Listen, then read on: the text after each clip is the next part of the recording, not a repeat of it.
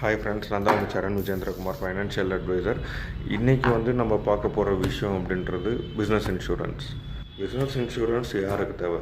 Business insurance அப்படின்றது தொழில் பண்ணுறவங்களுக்கு தேவை. ஏன் தேவைன்னா, ஒரு தொழில் பண்ணுறவங்க, ஒரு பிஸ்னஸ் பண்ணுறவங்க மிகப்பெரிய பொறுப்பு அவங்க கையில் இருக்கும். ஸோ அதை ஹேண்டில் பண்ணுற விதம் ரொம்ப பெரிய பொறுப்பு அது. ஸோ அந்த நிறைய ஏன்னா பெரிய அமௌண்ட்டாக நம்ம ஒரு கடை மேலே இன்வெஸ்ட்மெண்ட் பண்ணி வச்சுருப்போம், இல்லை ஏதாவது ஒரு பொருள் வர இன்வெஸ்ட்மெண்ட் பண்ணி வச்சுருப்போம். ஸோ இதுக்கெல்லாம் ஏதாவது ஒரு ஆபத்து நேர்ந்துட்டால் பிஸ்னஸ் இன்சூரன்ஸ் தான் கண்டிப்பாக உங்களுக்கு யூஸ்ஃபுல்லாக இருக்கும். புரியுதுங்களா? ஸோ அதே மாதிரி இந்த பிஸ்னஸ் இன்சூரன்ஸ் கீழே எப்படியெல்லாம் நம்ம எடுத்துக்கலாம் அப்படின்றது இருக்குது இல்லையா? ஒரு 3 வகையாக பிரிச்சுக்கலாங்க.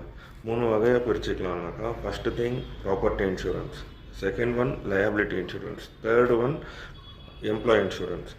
ஸோ இந்த 3மே நம்ம ஒரு சுச்சுவேஷன்லாம் எடுத்துக்கிற மாதிரி தான் இருக்கும். ஒரு தொழில் பண்ணும்போது, அதாவது ப்ராப்பர்ட்டி இன்சூரன்ஸ் அப்படின்றது பார்த்தீங்கன்னா, உங்கள் கீழே, அதாவது அந்த ப்ராப்பர்ட்டி இன்சூரன்ஸ் கீழே நீங்கள் கடை வச்சுருக்கலாம், கம்பெனி வச்சுருக்கலாம், பேக்கரி வச்சுருக்கலாம், கிளினிக் வச்சுருக்கலாம், எது வேணாலும் வச்சுக்கலாம்.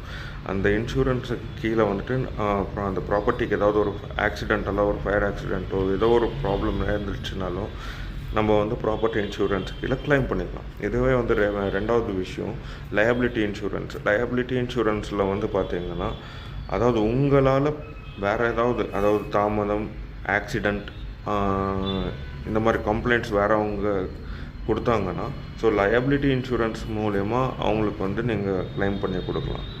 இதுவே 3வது விஷயம் ரொம்ப இம்பார்ட்டண்ட். சொல்கிறேன்னா, எம்ப்ளாயீஸ் முக்கியமானவங்க. ஒரு நிறுவனத்துக்கு எம்ப்ளாயீஸ் தான் ரொம்ப முக்கியம். ஸோ இந்த இன்சூரன்ஸ் நீங்கள் எடுத்து தர்றதுனால அவங்க வாழ்க்கையும் செக்யூர்டாக இருக்கும், சேஃபாக இருக்கும். ஏதாவது ஒரு ஆபத்து நேர்ந்துட்டாலும் உங்களுக்கும் ஒரு ஃபண்டில் ரிலீஃப் கிடைக்கும். இது இன்சூரன்ஸ் மட்டும் கிடையாதுங்க, இது கட்டாயமும் கூட. தயவு செஞ்சு இந்த மாதிரி இன்சூரன்ஸ் எல்லாம் நீங்கள் எடுத்து வச்சுக்கோங்க.